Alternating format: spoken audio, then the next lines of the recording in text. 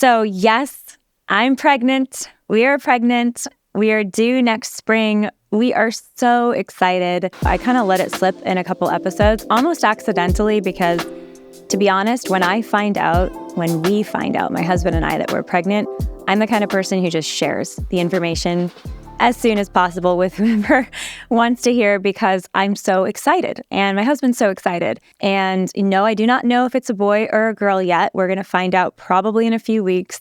We are so excited. I truly believe every child is an incredible gift from God. This is a precious new soul. And my husband's one of 8, I'm one of 8. So I always dreamed of having a big family. I always thought that I'd love to have one. We're on to 3 now. We actually have 1 in heaven. So this is our 4th child. And we're, 3 strong. So 3 is a good number, but I'd love to have more kids. We're having a new baby, and I can't wait to use EveryLife diapers. EveryLife Diaper Company is a new company. We've talked about it on the show before, but they are well-constructed, ethically sourced, beautifully designed wipes and diapers for your little one, designed by and made by a very pro-life company. So EveryLife is a pro-life diaper company that gives part of their revenues back into the pro-life movement. So what are you waiting for? Stop shopping whatever you're shopping and start shopping EveryLife diapers. You can also order a subscription or order diapers and wipes for your friend, for your sister, for your niece, whatever. Go to everylife.com and use the code Lila10 at checkout for 10% off your order. So when we found out we were pregnant, we told our 2 boys. So we have 2 little guys. One is 3.5 years old. One is 22 months. And our 3.5-year-old is very excited. So he is super pumped. He was excited when our second was born. He's like the big brother. So he takes care of his little brother. Yes, they fight and squabble, but he is the consummate big brother. He's the eldest child. He's got the responsibility thing in.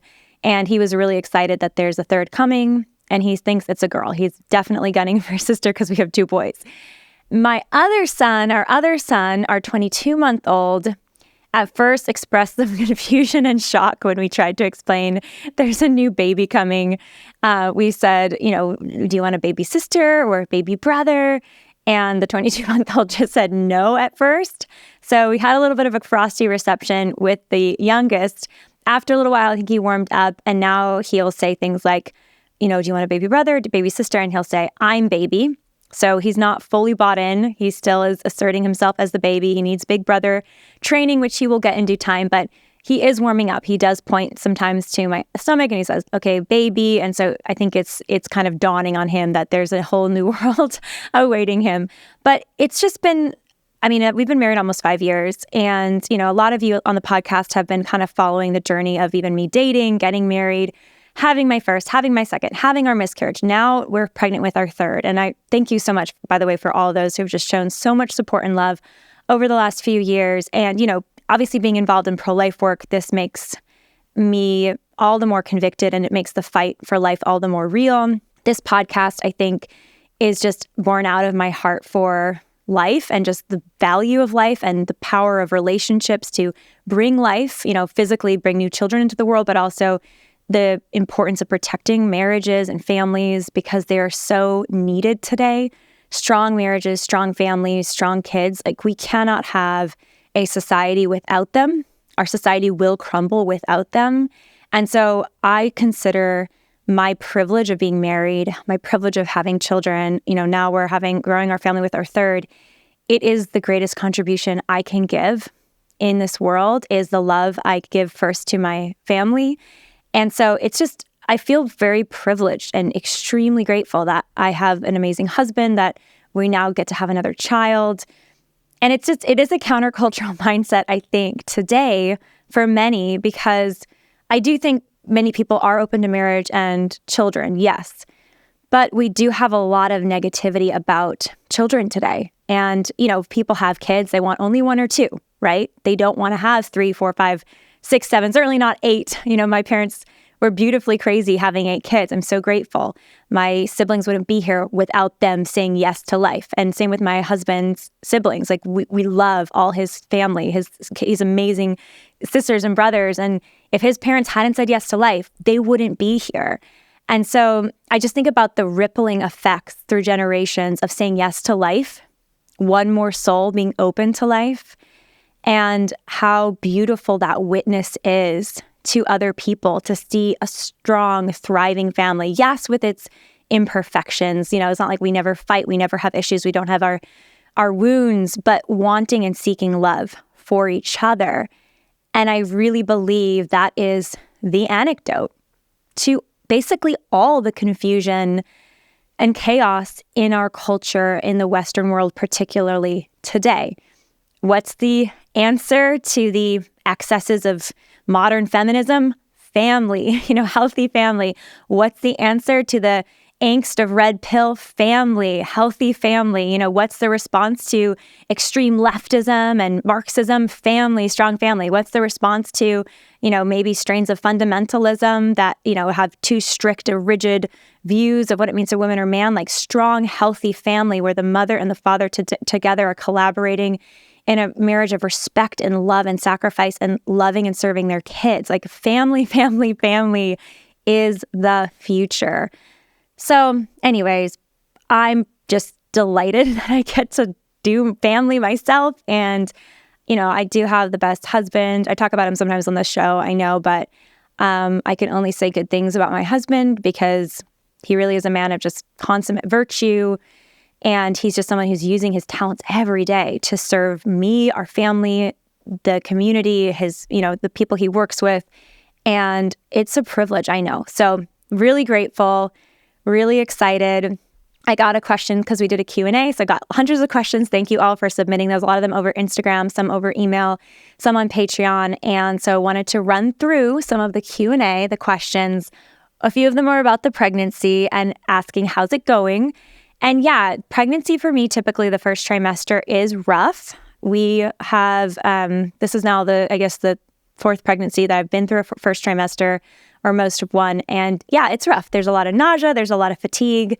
I know a lot of ladies listening probably relate to this. It gets much easier in the second trimester for me. Then I'm like, I can do anything. I can go anywhere. I can start working out again. When I do work out, I'll work out. But first trimester is usually really tough. My best advice for those in the first trimester, if you're listening or just tuck this away for the future, is to make sure to eat something in the morning before you get up, even crackers. Make sure you're staying really well hydrated, and then lower expectations as you need to try to rest as much as you physically can.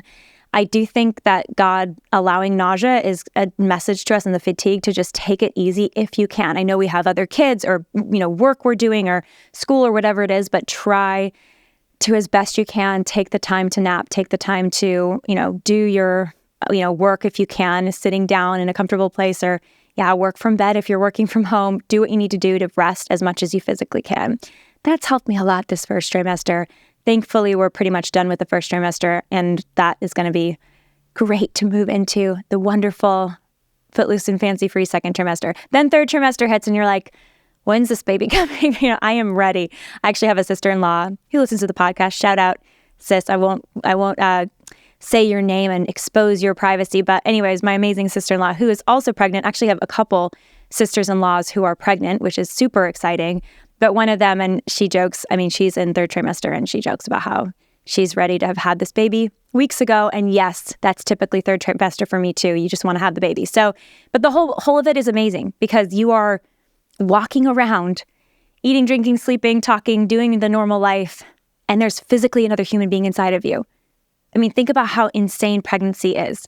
You have physically a whole unique individual human being with a beating heart, a beautiful developing little body, a soul inside you, and you're just out in the world. And so it still amazes me because I'm like driving my car, I'm like, there's two people in this car right now. Even if I feel like I'm alone, there's another person in here. Yes, by the way, I think pregnant mothers should be able to drive in the carpool lane. Okay, other Q&A and questions I've received. Got a bunch of them. A lot of these are about dating. A lot of these are about advice for people. Let's go to what to do if you're dating someone who is Christian but still pro-choice. Okay. So the way that I see dating is a discernment and preparation process for selecting a future spouse. Yes, dating can be really fun. It can be really romantic. I think you should have fun when you're dating. I did when I dated, but it really has a purpose. And the purpose of dating is to ultimately discern for and select a spouse. So if you're dating someone and you discover that even though they say they're a Christian, they are in support of abortion, that's not someone that's going to be a good spouse in the future, because you want to date someone and ultimately marry someone who shares your values.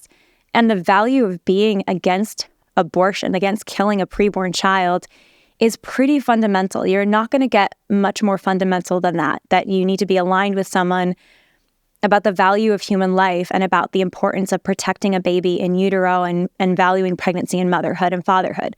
So I would encourage you that if this really is where that person stands, this is not someone that you'd want to spend your life with and raise a family with when they are, maybe so confused that they would think it's okay to end the life of a preborn child. Now, have a conversation with them, maybe talk to them about why you're opposed to abortion. It's possible that they've never really considered the pro-life position. I know so many people who used to be pro-choice and who became pro-life simply because they never really considered it as a human life. They'd been brainwashed. They didn't really know what abortion was. And so they just kind of went along with, I'm pro-choice.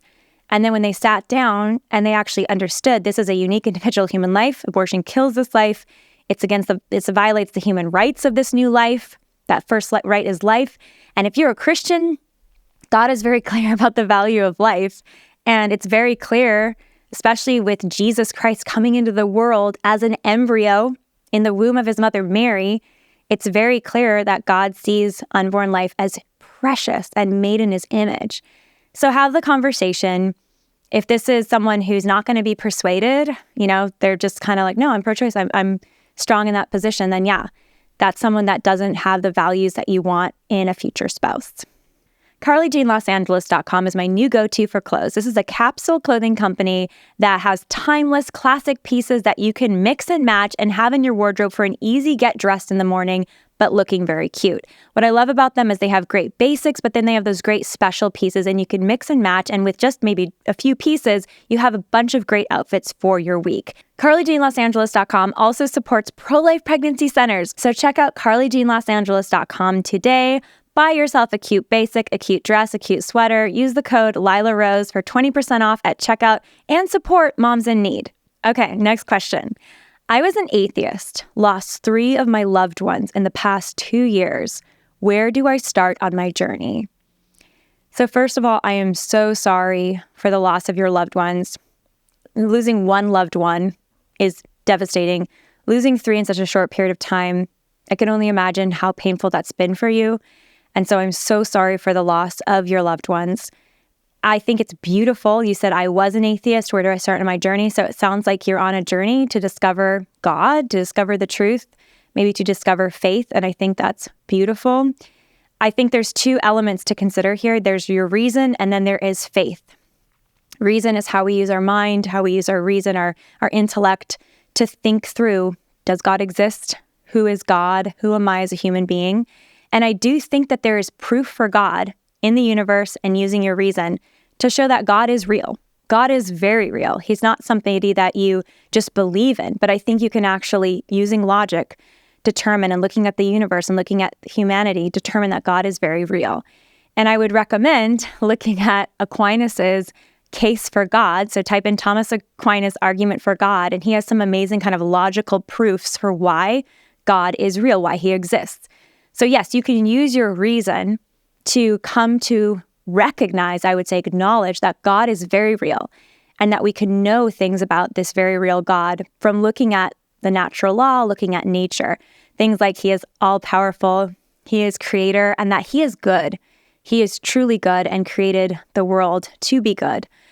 I think you can use your faith, though. Faith is more of a gift. Faith is more an experience that you're maybe given by God that is not so tangible to be accessed through your mind, through reason. And to discover faith, I think the core way to do that is through asking for that gift. Faith is a gift that I think we're given. It's not something we can use our reason to climb into. And so asking for the gift of faith is really as simple as maybe sitting in your car right now, you feel you have little faith, and say, God, help me believe. God, if you're real, reveal yourself to me. God, give me faith. God, I want faith. God, show me yourself. God will, I believe, reveal himself to you. And he does it differently for each person. Everybody is so individual because he loves us individually as sons and daughters. And he will speak to you in an individual way, and it may surprise you. But the first step is silence and opening of your heart and your reason, your mind, to say, Lord, show me. So no matter where you're at, no matter where you're feeling, what you're feeling in your life about God, no matter the mistakes, the sins that you have, that you've made, that you've done, at any point, we can say to God, Lord, help me. God, reveal yourself to me.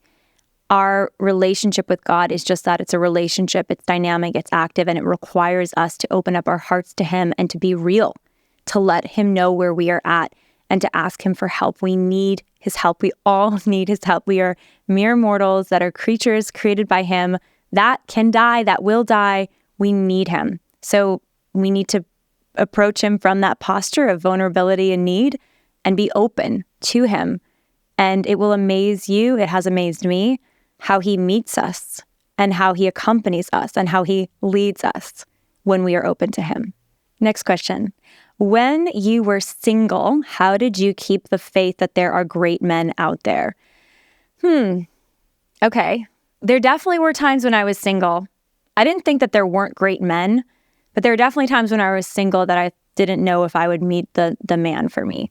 And I wondered, would I ever get married? I will be real about that. And there were even times when I thought, am I supposed to get married? Maybe I'm supposed to be a celibate single. I think that is a real, legit part of the church. The Christian body is for women and for men to choose to be, another term would be a consecrated single, where you are living a celibate life. You're still in community with other people, but you're living a life of service, but you're not married.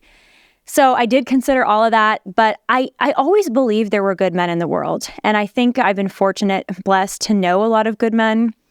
You hang out in the pro-life world and there's so many good men who are doing good things. I have a good father. I have great brothers. So all of that has really, I think, given me hope for humanity as a woman. I can understand this question if you're coming at it from a point where you weren't raised with good men in your life. Or maybe you just struggle to know them now. So I get it. It is hard. And it's tough out there in the dating world. It is tough. It's hard to find people of shared values, of good character, who you can connect with and want to even get married to. It's just hard. So I would just say, keep the faith. Keep the faith. There are good men out there. There's actually a lot of good men out there. And there's a lot of good women out there. And yeah, it may take time, and it can take time to meet someone that you are drawn to, they're drawn to you, you share values and future goals, and you connect with, and the faith that you share that, and you can be a match made in heaven. That may take time, but don't give up the faith. Keep on becoming the best woman you can be. Keep on being willing to date, being willing to meet people, and have a positive view. I think this is really important. Have a positive view of men in general, of masculinity in general, just as I hope you have a positive view of women in general and femininity in general. Yes, there's plenty of people that are making mistakes and giving men and women a bad name. And we've all made mistakes, right? But God created men and women to be gloriously good.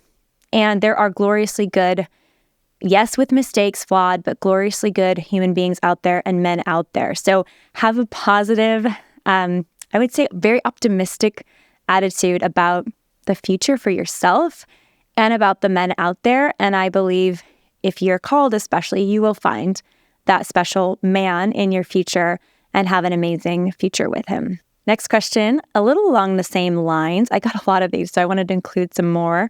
Advice for girls in their 20s. My Gen Z sisters. I am your millennial big sister.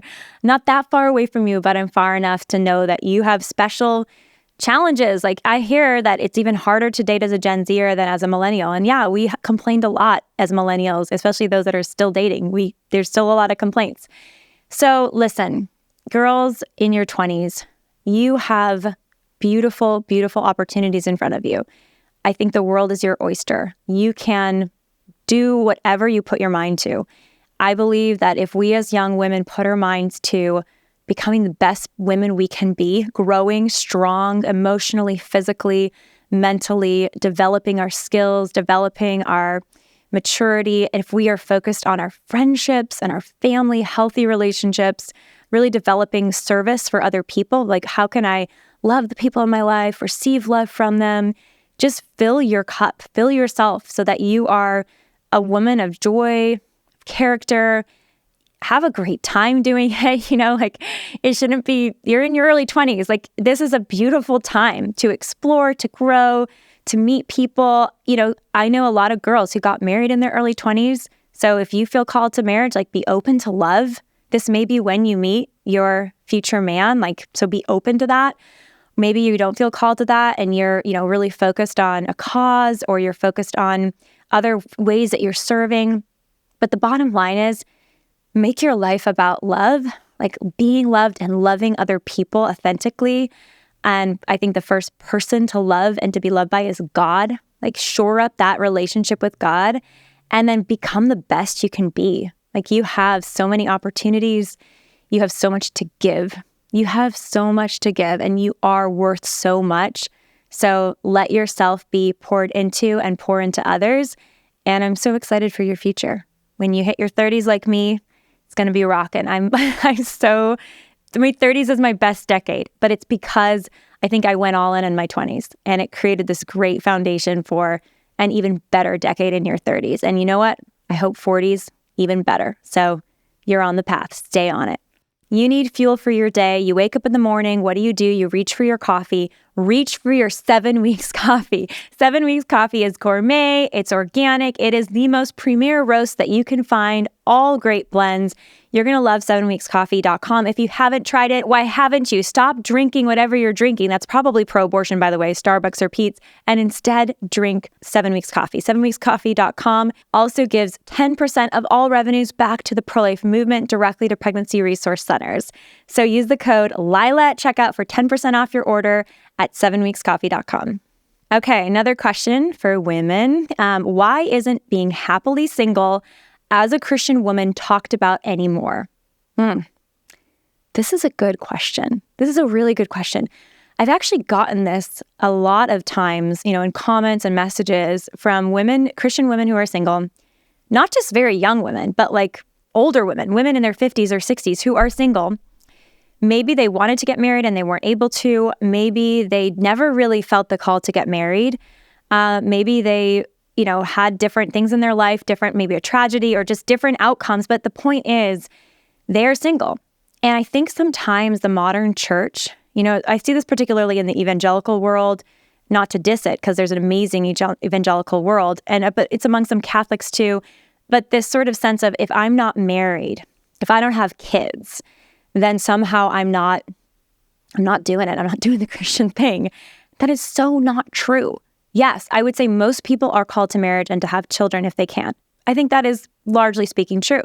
But many people are going to be called to a singleness, to be celibate, single. So celibate means you're obviously not having sex, so sex is for marriage, but you're living in right relationship. You're living in community maybe with other women, your family, friends, but you are still living out your complete womanhood as a single woman in service of other people. Maybe you're not mothering biologically, but you're mothering spiritually. You're being a sister to other people, and you are necessary. Your love, the gifts you have to offer, the human being that you are, is necessary to the body of Christ. And this is scriptural. This is in the tradition of our Christian faith that there have been women from the beginning of the faith, from the time of Christ, who have chosen the single life, the single vocation, in order to serve God's people and to serve others in a unique way that maybe a mother and a wife cannot do. Now, that's not to say mothers and wives don't serve in an incredibly important way, but it is to say that being a celibate single can be an incredibly special, important calling in the church.